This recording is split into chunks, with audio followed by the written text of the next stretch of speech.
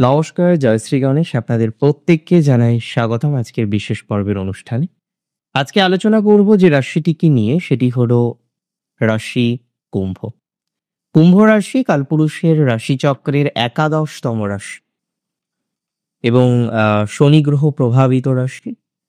শনি ছাড়াও এই রাশিটির মধ্যে আমরা আরো অনেকগুলো গ্রহের প্রভাব পাই, যার মধ্যে মঙ্গল, রাহু, বৃহস্পতি অন্যতম।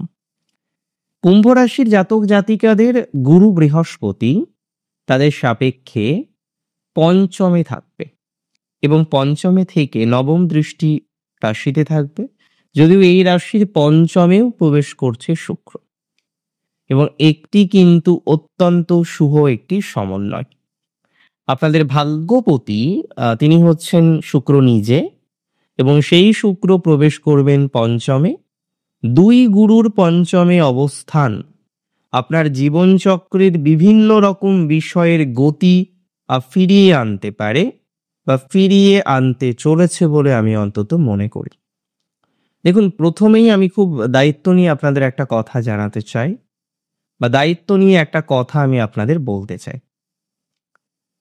এই ট্রানজিট 26শে জুলাই থেকে 21শে আগস্ট, 25 দিনের একটি ট্রানজিট।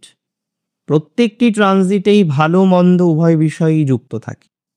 কিছু ভালো ফলও পাওয়া যায়, কিছু ঋণাত্মক বা নেগেটিভ ফলও পাওয়া যায়।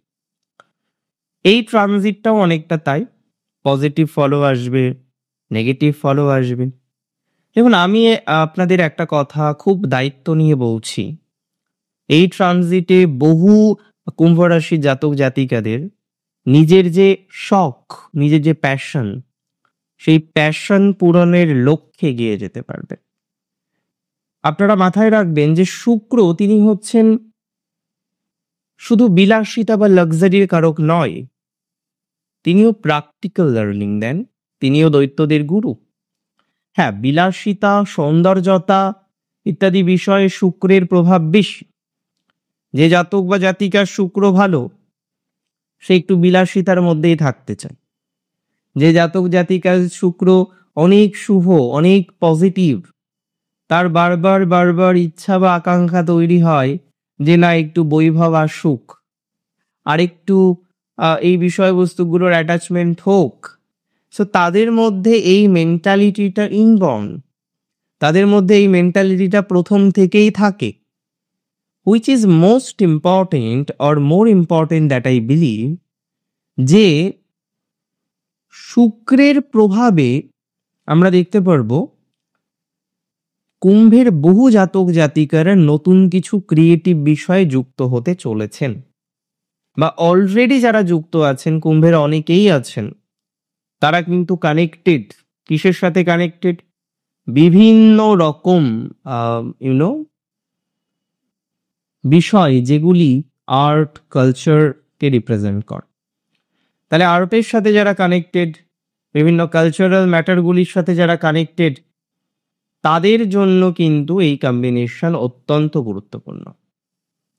আর্ট কালচারের ক্ষেত্রে নিজের এক্সট্রা কারিকুলার অ্যাক্টিভিটিকে আরো এনহান্স করার জন্য এরকম শুভ সমন্বয় বারবার কিন্তু পাওয়া যায় না। দেবগুরু বৃহস্পতি, যিনি জ্ঞানের কারক, যিনি প্রজ্ঞার কারক, তিনি সর্বদাই চাইবেন আপনার একটা সঠিক লেসন বা লার্নিং হোক।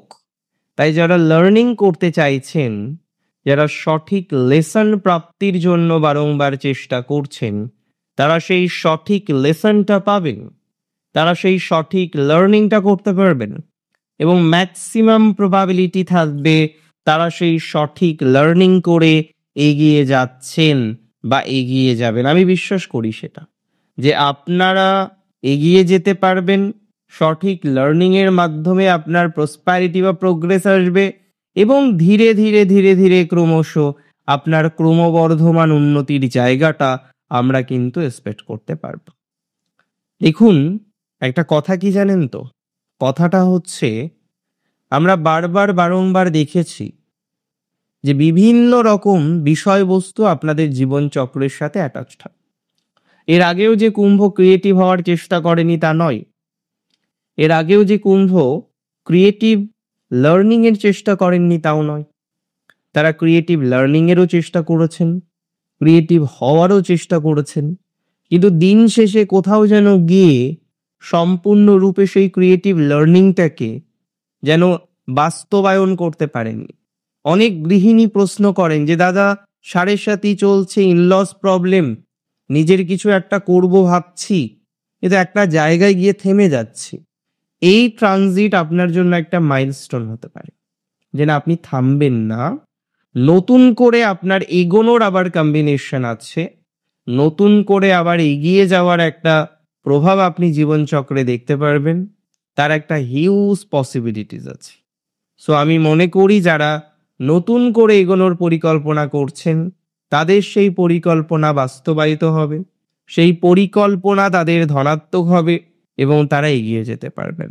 100% শিওরিটি আমি আপনাদের দিলাম যে এই ধরনের বিষয়ে আপনার অগ্রগতি আমরা দেখতে পারবো, বা অগ্রগতি অন্তত পক্ষে আছে। রাশি কুম্ভের ক্ষেত্রে একটা কথা আমি বলি, যেটা হচ্ছে যারা আর্টে আছেন, দেখবেন এখনকার দিনে বহু জাতক জাতিকারা, তৎকালীন সময়ে হয়তো প্রথাগত এডুকেশনটা ছিল না, কিন্তু তাদের যা দক্ষতা সেটার প্রশংসা না করে পারা যায় না। বর্তমান প্রজন্মে বিভিন্ন আর্ট স্কুল আছে, আর্ট কলেজ আছে, অনেকেই ফাইন আর্টস নিয়ে পড়াশোনা করছেন, সাকসেসফুলভাবে পড়াশোনা করার চেষ্টা করছেন। আমি এতটুকু দায়িত্ব নিয়ে আপনাদের বলছি, যারা আর্ট নিয়ে পড়াশোনা করছেন, বিভিন্ন কালচারাল ম্যাটারগুলির সাথে কানেক্ট করে নিজেকে পথ চলার চেষ্টা করছেন, তাদের সেই পথ চলাটা সাকসেসফুল হবে, তারা এগিয়ে যেতে পারবেন, অগ্রগতি লক্ষ্য করতে পারবো, এটা নিয়ে কোনো ডাউট নেই। অশান্তি মুক্ত হয়ে পথ চলার কম্বিনেশনটা খুঁজে পাওয়া যাবে এবং ধীরে ধীরে ডেভেলপমেন্ট করতে পারবেন, এতটুকু অ্যাসিউরিটি দিচ্ছি। দেখুন, কিছু কিছু ক্ষেত্রে আমি এটাও আপনাদের বলে রাখি, যারা বিভিন্ন রকম শাস্ত্র নিয়ে পড়াশোনা করেন তাদের ইমপ্রুভমেন্ট দেখা যাবে। এই ট্রানজিট লার্নিং প্রফেশনে ছাড়াও টিচিং প্রফেশনে ডেভেলপমেন্ট করবে। যারা টিচার, ফাইন আর্টসের টিচার, ডেভেলপমেন্ট আছে। যারা সঙ্গীত জগতে আছেন, ডেভেলপমেন্ট আছে। নৃত্য জগতে আছেন, ডেভেলপমেন্ট আছে।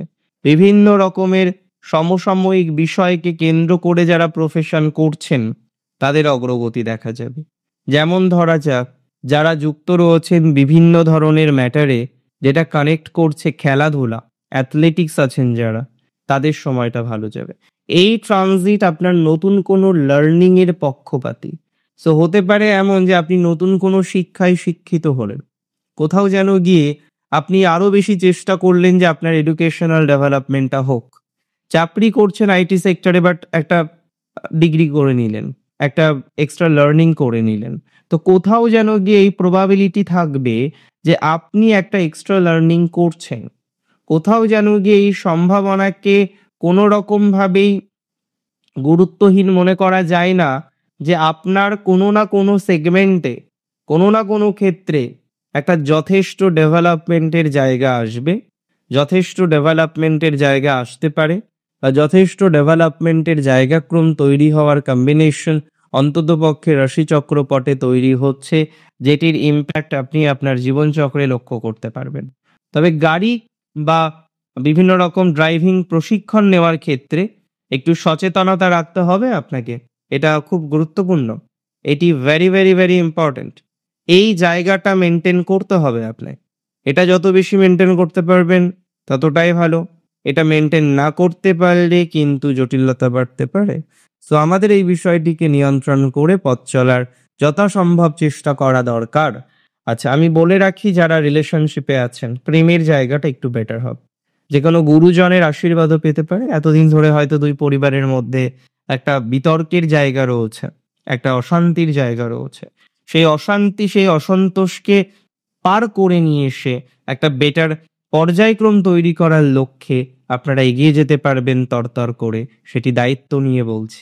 অনেক ভালো থাকুন আপনারা, সুস্থ থাকুন, স্বাভাবিক থাকুন এবং শ্রী গণেশের কৃপায় থাকুন। জয় শ্রী গণেশ।